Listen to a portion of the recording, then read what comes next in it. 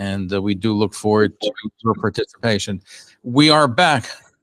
Avraham Weinstock joins us. He is the chief of staff for Good Israel of America, but he's also director of a brand new organization called Know Us, which is making some impact. So first of all, welcome to the program. Thank you for joining us. Thank you so much for having me, Zev. Thank you. By the way, I want to congratulate you. I've gone to quite a few good conventions, but I think this year there was something different. There was a new spirit. There was a lot of young people. So I know you're working hard to get the next generation. I think this year you were very successful with that, correct? Correct. It was a beautiful event. A lot of hard work goes into it, obviously.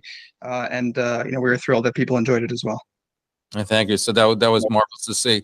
Now, one of the initiatives that the Agud has been involved with is something called Know Us. Tell us about it. Sure. So Know Us is an initiative. It started really the beginning of this calendar year. It was in response to the New York Times consistent, unceasing, really unfair attack on Orthodox Jews, which occurred, as you know, there was a series of articles which occurred from September of last year through March. It was one after another. I think it was a total of 19 articles, really targeting the Orthodox Jewish community, everything from our education, to our Batei Dinim, characterizing as, essentially as failures, and many that land up on drugs, really kind of portraying a horrible image of the Orthodox Jewish community. We felt that need kind of a little bit of a directed and focused effort to push back on. What we did was we actually, we posted billboards, something which is really uncharacteristic for Agudas Yisrael, is to post billboards in Midtown Manhattan, by the Lincoln Tunnel, Times Square, and yes, across the street from the New York Times building. It got a lot of attention, and in addition to kind of just posting billboards, we also did a lot of research and really kind of dug into these articles and really debunked them. There was a white paper that was put together, and at the point where they were vying for the Pulitzer Prize, and they were winning many awards before then, we actually sent letters to every single member of the Pulitzer Prize board with an extensive review of their articles, really showing how they misrepresented facts, how they had really gone against their own ethics and journalistic ethics, both of the Pulitzer and of the New York Times. And in the end, they failed to win that Pulitzer Prize, and we're very happy about that. And that was a nice victory. No, it certainly was. Now, I would assume that since October 7th, the New York Times is so busy vilifying Israel, they haven't really had time to go to Orthodox Jews as much. I guess so. Yes. Unfortunately, we've seen a lot of media, and I think that's what that came out of is that my work has traditionally been more involved in advocacy. In New York advocacy, I'm an attorney by trade, and that's where I've done more of my work. And I think this came out of a realization that just kind of focusing exclusively on advocacy and not also paying attention to, and we have to pay attention really to the environment. And we found that we weren't able to be as effective when the Orthodox Jewish community is looked at in a certain way. And it's important to look at other things in addition to advocacy that could be helpful and bolster that effort. And that's actually what I want to talk about tonight. Is another initiative that we are undergoing right now. And that is that we really hope and we think that will tremendously help the advocacy. Obviously, all of us sitting at home for the past 2 months since October 7th, I think there's been a tremendous amount of obviously concern, distress. There's been a lot of fear, whether it's about Israel and the attacks that happened over there and the war that's been ongoing, whether we're concerned about the anti-Semitism that's been skyrocketing here in America. We're seeing kind of frightening incidents, or whether it's the hostages, and we've seen some released, but really we want obviously all of them to be released. So there's so many things that we care about and we're concerned about. And I think what we're all wondering is, what could we do? I'm an individual. I'm not, I'm not Bill Ackman that could withhold, millions of dollars. I'm not a hedge fund, manager. What can I do as a citizen, as an individual, to be helpful in this fight on multiple fronts that the Jewish people are facing? No, it's an important fight, because when they attack Israel, attacking really all of us. We're all together, one people, and they don't get it. And you can see in the beginning, it was one thing, and then each day that goes by, it's worse and worse. It's not just New York Times. There's so many different media outlets and other groups that are out to get us. So let's look at some of the efforts that you're doing. You mentioned the New York Times. You mentioned what are some of the other things that you're doing and planning to do? Yeah, so that's what we've launched into right now, and that is that Yeah, I'm working with my colleagues across the country. I go to Israel has a fantastic group, both in Washington. Yossi Charner, Al Cohn, a veteran there, very well respected. A.D. Mutson, and many regional directors across the country working each in their individual state, each with their individual members of Congress. And something that I've heard from all of them, and I've actually seen it firsthand in my meetings with members of Congress, is that we have meetings. They're closed door meetings, so I'm not going to name drop and say anything that happened during those meetings. But something that they've said, time and time again, is that whether the meeting is a positive meeting and we all kind of agree with each other, and we've had some meetings like that, obviously many of them. We've had some difficult meetings where the meeting, we hang up the phone, whether it's on the phone or on Zoom or in person, and we end the meeting and we say we just have to agree to disagree because we're not exactly at the same place. We're always trying to move people to our position, but something that they've said repeatedly is that what would help us the most is if we hear from our constituents. We need to hear when I'm getting up, when Chuck Schumer gets up in Congress and gives that speech on anti-Semitism, he needs to hear that his constituents care about that, they support that, they're happy about that. So whether the Congress member is supportive, whether they're neutral, whether they're even against our position, the more that they hear from their constituents, that gives them the strength or pushes back against them when they go the opposite way. And that's their real-time pulse, or the finger on the pulse to whether they're doing is effective, whether that's reflecting the will of their constituents. So there's really nothing more important that we can do than to reach out to our constituents. And so what we've done is that we've launched a website, the Know Us website, knowus.org, which you have to put in your name, you put in your location. Automatically, it'll find who your representatives are. You push a button, submit. You've sent an email to that legislator, to that senator, and they hear from you. You could change the language. You could do whatever you want. But our goal is, let's make it as easy as possible for as many people as possible, wherever you may be located, to reach out to your representative and let them know that we're asking you to stand with Israel in whatever capacity that might mean. Maybe it's financial, maybe it's military. We're asking you to stand up against anti-Semitism, and we're asking you to stand up for the hostages, and that all of them need to be released. What you said is so important because you know it, but a lot of people don't know that some of the most pro-Israel elected officials are getting hate mail against Israel, and they're getting phone calls, and when they don't hear from the Jewish community, and all they hear is a negative, no matter how pro they are, it has an impact. So that's why it's so important to reach out to our elected officials. Zev, you're making a fantastic point there.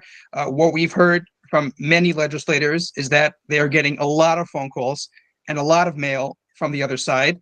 I've heard different ratios: 5-1, 6-1, 8-1, whatever it is. That can't happen. And we know that we care about this issue, and this is something that we could each do. I want to actually read an email that I got. We started this a little over a week ago, and we've gotten responses already, and we were already seeing the legislators respond. This is an email that we got just a few days ago. Actually, no, it was over a week ago, but it's quite recent. It says, I had sent the email and got the generic responses from most of the politicians, but my congressman also sent a personal response. So I decided to call him. I spoke to him for some time, and he kept saying the same thing to me over and over. He was begging me to have my friends and family send emails and make calls. He said he has spoken to many colleagues of his in Congress who are getting calls from the opposite side threatening to ensure they lose the next election. He said a simple email or phone call can change the congressperson on whether they will publicly stand with Israel or be one of the politicians who stay quiet and stay safe. He said it makes a huge difference and it's needed. So this is a direct conversation. Absolutely. And this not only go for elected officials. You may not be aware of this. And a number of years ago, Channel 9, which is a major station here in New York, did a special on Israel. I think it was whether the 50th, 60th, whatever the birthday was of Israel. And it was beautiful. They showed the country, and they showed all the accomplishment Israel accomplished. And I interviewed Farrell Meisel, who was a Jewish fellow, the program director for Channel 9. I said, you did a wonderful thing. Will you do it again? He goes, absolutely not. I go, why not? Great. He said, because nobody called to say thank you. They called to criticize. So why should we go through the expense and go through the whole thing when it's not appreciated? And you know what? How could you argue with that if you don't say thank you when you see something good? And you have to see something bad, you got to speak up too. And when elected We're going on a limb supporting Israel because today there's pressure with the ceasefire, and every day you hear new things. So they need to hear from us not just once, but as often as we can, to say thank you. And if there's something that we missed, we should take them to task for it too, in a nice way. Absolutely. Absolutely. And there's different ways to do it. The easiest way is to go to knowus.org, knowus.org. You could change the email, you could edit it. Even more effective is to actually call them. You may not necessarily speak with the senator themselves, but you could speak to their staffer. And by the way, they take tallies. They see how many calls did I get pro-Israel, how many did I get on the other side. So, calling is more effective. You can call and email. Obviously, they're not mutually exclusive. We have the Hanukkah paradigm of, the best way to do it, the next best way to do it. So whatever way you do it is good. The point is just do it. Today, we're going to probably be at parties, or at Hanukkah Masibas with our families. Share it with your family, put it on your family chat, your with your shul, whatever. It doesn't cost anything. It's easy. It's a very, very simple step. And I'm telling you, just being in the trenches right now and hearing from my colleagues, this is what is needed right now. So if we could all do that, I know you have a lot of listeners, Zev, so that would be very helpful. And by the way, you can send an email one day and you can make a phone call another day. It doesn't hurt if they hear from you. But as long as they hear, it's so important. I think it's a great initiative. I encourage people to be involved. Let's give out the information for people to learn more about Know Us. Okay, it's knowus.org. That's the website. There's more information there. There's FAQs. Can your children do it? The answer is yes. They don't have to have their own email address. There's a lot of more information there, but the basic information is just go to the website, put in your address, send the email out, make the call, and that'll be tremendously helpful for the Jewish people. Obviously, I'd be remiss if I wouldn't say, again, it's Hanukkah. If I wouldn't add that, the Hanukkah miracle, Hanukkah Nace happened. It was both a, Milchama, there was a war, and there was also a spiritual rededication. We don't want to do one without the other, and we've seen many beautiful initiatives that have happened, whether it's tzitzis or more tefillah and davening, and we have to fight on all the different fronts. We have to fight on the spiritual plane, on the physical plane. I'm not here for the spiritual part of it. You have smarter people that could advise us, Rabbanim, but I'm here for the physical part. But certainly one goes with the other, and they go hand in hand, and we have to we'll work on both, and Mr. Shem with that will be successful on both planes. By the way, before I let you go, how did this all come about? Because this has been, Orthodox Jews have been attacked for years in the media, whether it's on the New York Times or even films, the stereotypes. And so it's nice to see the initiative now, but what brought it about? This happened before the October 7th war. Yeah, listen, there's no question. And there's many wonderful organizations that have been doing work on this for years, and there's so much work to be done. I think, what really brought this to a head for us at Aguda was that, when the paper of record, they've said horrible things for decades, whether it was World War II, and then, we know the long history and the ugly history. But this was the first time that at least I remember, that it was kind of a really concerted and dedicated attack, specifically on the Orthodox Jewish community, and in a way they had actually spent years on it. They had spent 2 years preparing information. They put a whole team on it, and when they were vilifying us to that extent, the alarm level really kind of reached a new threshold, and therefore it was worse than the Matzitz Bepes when they kept harping on that. This is even bigger and long. It was bigger. There was more articles. It was front page, one after the other. And, we kind of traced how we saw how, nearly every single person they interviewed was on the payroll of, or closely affiliated with Yafed and Footsteps. We had found that the information that they have done was misrepresentative. They had taken credit for legislation that the actual bill sponsors said they had nothing to do with. So there was just a long litany of things that we were able to point to that were so inaccurate. And then we felt like, even if this is not what we typically do at Agudas Yisrael, the time had come for us to focus on that as well.